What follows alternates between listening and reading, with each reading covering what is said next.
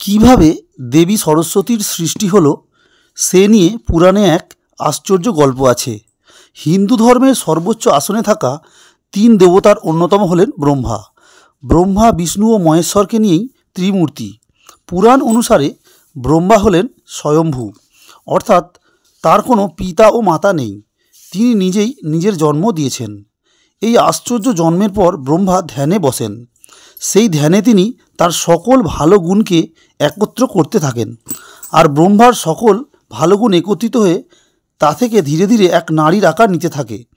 এইভাবেই ব্রহ্মার মুখগহ্বর থেকে সৃষ্টি হয় দেবী সরস্বতীর। ব্রহ্মার প্রথমে একটি মুখী ছিল। অত্যন্ত সুন্দর এই দেবীকে দর্শন করার জন্যই ব্রহ্মার আরও 4টি মুখের সৃষ্টি হয়।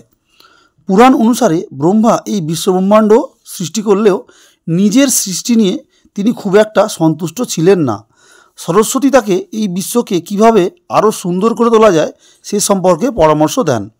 পুরাণের কোথাও কোথাও সরস্বতীর স্বামী হিসাবে বিষ্ণুর কথা উল্লেখ করা আছে, আবার কোথাও ব্রহ্মাকে সরস্বতীর স্বামী হিসাবে বলা হয়েছে।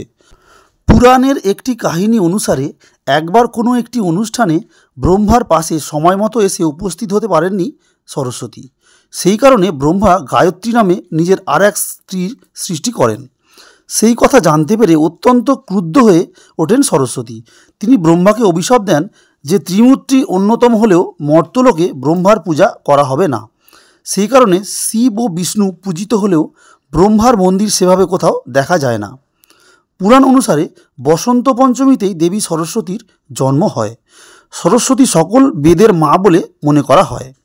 সকল শব্দ ও ভাষার উৎপত্তি তার থেকে হয়েছিল বলে ব্রহ্মা সরস্বতীর নাম দেন বাগদেবী। আমাদের রাজ্যসহ পূর্ব ভারতের অনেক জায়গাতেই সরস্বতীকে শিব ও পার্বতীর কন্যা বলে মনে করা হয়।